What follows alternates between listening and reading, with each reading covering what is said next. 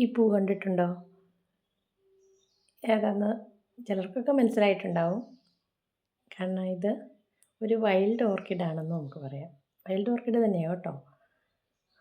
നമ്മുടെ ഈ വനപ്രദേശങ്ങളിലൊക്കെ കണ്ടുവരുന്നതാണ്. മുഖ്യമായിട്ടും ഞാൻ കണ്ടിരിക്കുന്നത് ഞങ്ങളുടെ പറമ്പിലുള്ള നെല്ലിയിൽ, പുന്ന, പ്ലാവ് ഇതിലൊക്കെയാണ്.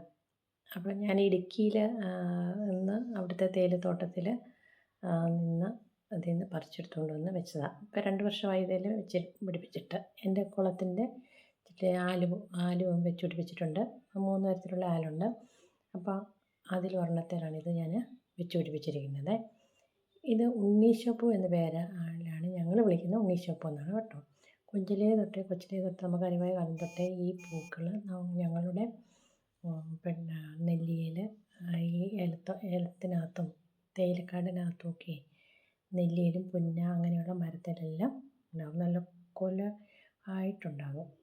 അപ്പോൾ ഇത് ഓർക്കിഡിൻ്റെ ആദ്യകാലത്തെ ഒരു വെറൈറ്റി ആയിട്ടാണ് കേട്ടോ. ഞങ്ങൾ പക്ഷേ ഇത് ഉണ്ണീശോപ്പൂ ആണ് വിളിക്കുന്നത്. കാരണം ഡിസംബർ തൊട്ട് ജനുവരി, ഫെബ്രുവരി മാസങ്ങളിലാണ് ഇത് നിറഞ്ഞ് പൂക്കുന്നത്. അപ്പോൾ ഒരു ഇലയും കാണത്തില്ല, ഈ പൂ മാത്രമേ കാണുള്ളൂ കേട്ടോ. എന്നിട്ട് ഞങ്ങൾ പറിച്ചെടുത്തുകൊണ്ട് വന്ന് രൂപത്തിൻ്റെ മുന്നിലൊക്കെ വെക്കും. ഇതൊക്കെ ഒരു പഴയകാല ഓർമ്മയാണ് കേട്ടോ. അപ്പോൾ ഇത് ഞാൻ വീട്ടിൽ പോയപ്പോൾ അവിടുന്ന് തേയിലക്കാട്ടിൽ നിന്ന് പറിച്ചുകൊണ്ട് വന്ന് വെച്ചതാണ്. അപ്പോൾ അതിൻ്റെ കൂടെ ഈ വാൻഡ പോലത്തില്ലേ അതുമുണ്ട്. അതുപോലെ തന്നെ ഫോക്സ് ടെയിലെന്നൊക്കെ പറയത്തില്ലേ, അതിൻ്റെ ഈ കുളവാഴയിലുണ്ടാകുന്നത്, അതൊക്കെ ഈ കുളത്തിൻ്റെ ചുറ്റും ഞാൻ 3 ആൽമരങ്ങൾ, 3 സൈസുള്ള മരങ്ങൾ ഞങ്ങൾ വെച്ച് പിടിപ്പിച്ചിട്ടുണ്ട്. അപ്പോൾ അതൊരു 18 വർഷത്തോളം ആയതാണ്. എൻ്റെ ചാനലിൽ ഞാൻ ഇട്ടിട്ടുണ്ട്. അപ്പോൾ ഈ കുളത്തിൽ എൻ്റെ സൈഡിൽ 3 ആൽമരത്തേലും അതുപോലെയുള്ള വൈൽഡ് ആയിട്ടുള്ള ഓർക്കിഡ് ഐറ്റമാണ് ഞാൻ വെച്ച് പിടിപ്പിച്ചേക്കുന്നത്. അപ്പോൾ ഇത് ഇങ്ങനെ ഇതാണ് എൻ്റെ കുളം. അപ്പോൾ എൻ്റെ ചാനലിൽ ഇട്ടിട്ടുണ്ട് ഞാൻ കുളത്തെക്കുറിച്ച്. അപ്പോൾ ഈ ആലിൻ്റെ വേര് ഈ കുളത്തിന് ഞാൻ ക്രോസ് ചെയ്തിട്ടേക്കുവാണ്. ആ കുളത്തിനകത്ത് മലരിക്കയിൽ നിന്ന് കൊണ്ടുവന്ന ആമ്പലാണ് ഇട്ടിരിക്കുന്നത്. അത് പൂത്തിട്ടുണ്ട് കേട്ടോ. ഇപ്പോഴല്ല, എൻ്റെ ആ സീസൺ ആകുമ്പോൾ പൂക്കാറുണ്ട്.